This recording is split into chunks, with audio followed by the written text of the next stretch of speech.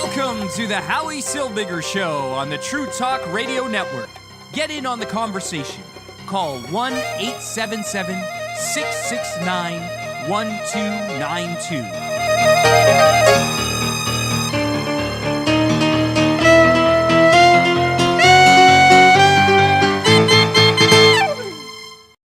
And I'm Howie Silbiger. Welcome to the Howie Silbiger Show right here on the True Talk Radio Network.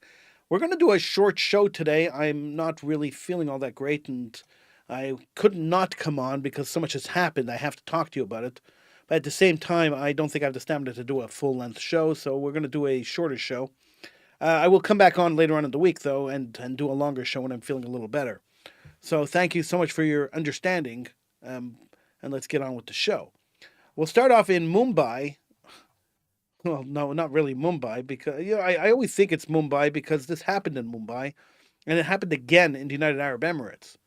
And unfortunately, it happened to the same family, which is the real scary part of this whole thing, is that it happened to the exact same family. So, in the United Arab Emirates, there was a rabbi.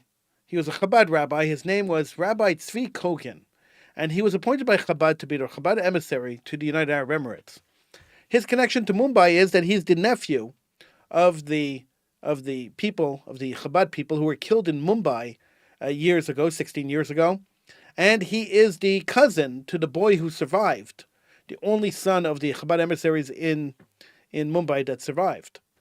Now, Rabbi Kogan ran the Chabad in the United Arab Emirates fairly well, according to all accounts.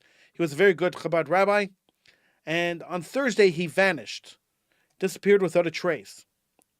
And today, this morning, Chabad released a statement saying, "With great pain we share that Rabbi Tzvi Kogan, Chabad Lubavitch emissary to Abu Dhabi in the United Arab Emirates, was murdered by terrorists after being abducted on Thursday.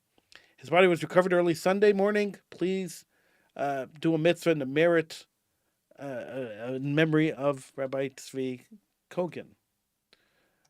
It's not surprising to me that a Chabad emissary was murdered in Mumbai. When you have an ideology that you have to hate Jews, and that's inbred into your children and taught in schools, as it was in the UAE, it doesn't disappear when you sign a piece of paper. These kind of ideologies tend to hang around. I remember back in the 1990s when I went to the March of the Living as a 17-year-old, and landing in Warsaw and seeing the hatred in the eyes of the Warsaw people, in their faces. It was obvious hatred. People who hadn't seen Jews in 40 and 50 years suddenly hated Jews that arrived in their country. And then seeing the folk art in the town square, the statues of Jews with payas and long noses, or Jews with horns. And then, of course, seeing the die-cast metal keychains at the gift shop at the Auschwitz death camp. You knew right there and then that the love of Jews was not predominant in Poland. And so why Jews would want to move back to Poland, or Jews move to United Arab Emirates, or Jews move anywhere, or visit anywhere that Jews are hated, is beyond me. We're just putting ourselves into danger for no reason. But United Arab Emirates, they love Jewish money, and they set up kosher places, and they made it very comfortable for Jews to go there. And now we're starting to see Jews being killed there. Perhaps, maybe, we should take this as a sign that we should slow down in visiting countries that used to hate us, countries that signed peace agreements with us. Maybe we should slow down and realize that the hateful ideology carries forth from generation to generation. It doesn't just disappear. Now we see hate on the streets of Montreal. So in downtown Montreal on Thursday, there was Thursday, by the way, the same day that the Chabad rabbi in the UAE was kidnapped and killed. On Thursday night, there was a mass protest in Montreal. On Thursday, there was a mass protest in Toronto. It was coordinated. It's all coordinated. A mass protest in favor of Hamas. In Toronto, they sat in an armchair, much similar to the one that Sinwar sat on before the drone blew him up, with YS written on the back of the chair, and a man dressed up like Sinwar sitting on the chair, commemorating the murderer as a hero, as a martyr. These kind of displays should not be allowed. Also in Toronto, they marched down the street with Nazi flags because pro-Hamas people are pro-Nazi people. They go hand in hand. In Montreal, they attacked Concordia University and they attacked the Palais des Congrès. Palais des Congrès had a meeting of world leaders, and so they were attacked. And Concordia University is the prime attack place for the Arab mob. It's where they plan out their attacks and then where they actually attack. The university's lobby was destroyed yet again. It seems like every time there's a Hamas riot in downtown Montreal, Concordia University has spent millions of dollars replacing glass and repairing their building. The notable part of this whole thing is not so much that there was a riot, that's expected, not so much that it was a violent riot, that's kind of expected at this point, not so much that the police didn't intervene, that's kind of expected at this point, not so much that there were no real condemnations from any politicians, that's to be expected, no, not that there was no condemnation from Concordia University, that's to be expected.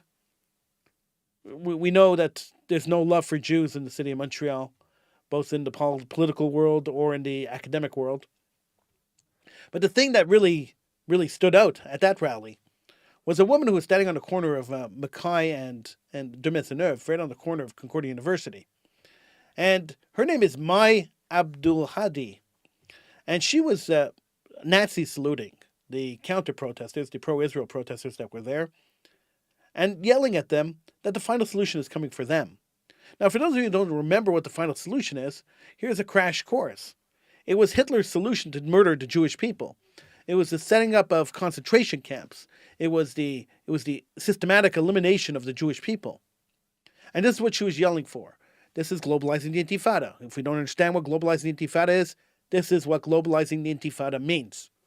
And so she was standing on the corner yelling that and being recorded, and she really didn't care if they were recording her. And so the rally ended. But Maya Abdul Hadi's problems just started. You see, Maya Abdul Hadi was also the owner of the most profitable Second Cup coffee shop franchise in Canada. And that Second Cup coffee shop franchise was located at the Jewish General Hospital.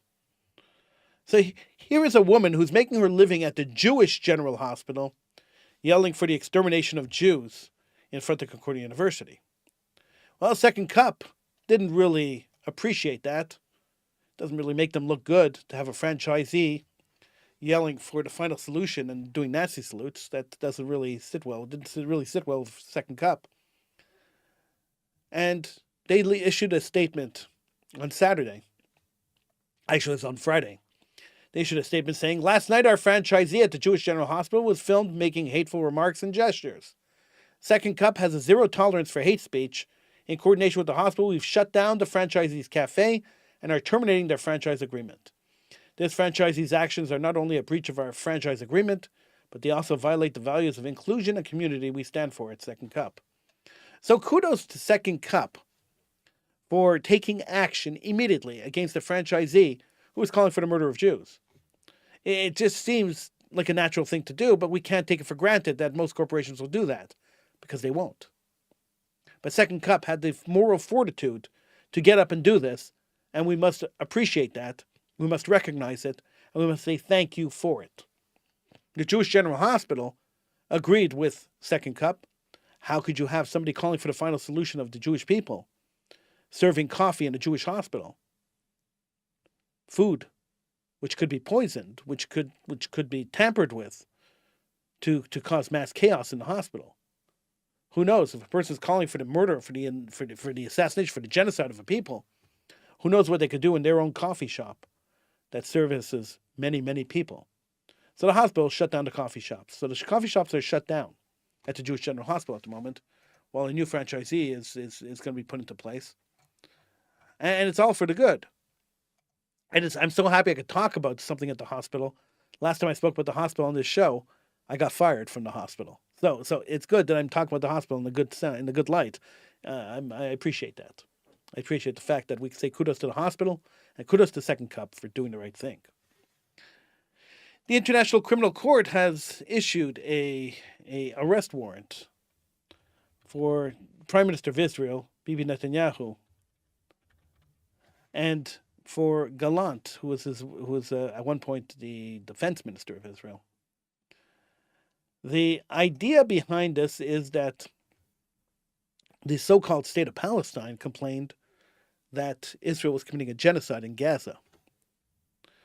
So I'm going to quote Karim Khan, who said, "A state that doesn't exist has asked a court that has no authority to issue a warrant for the arrest of a leader of a sovereign state for a crime that didn't happen."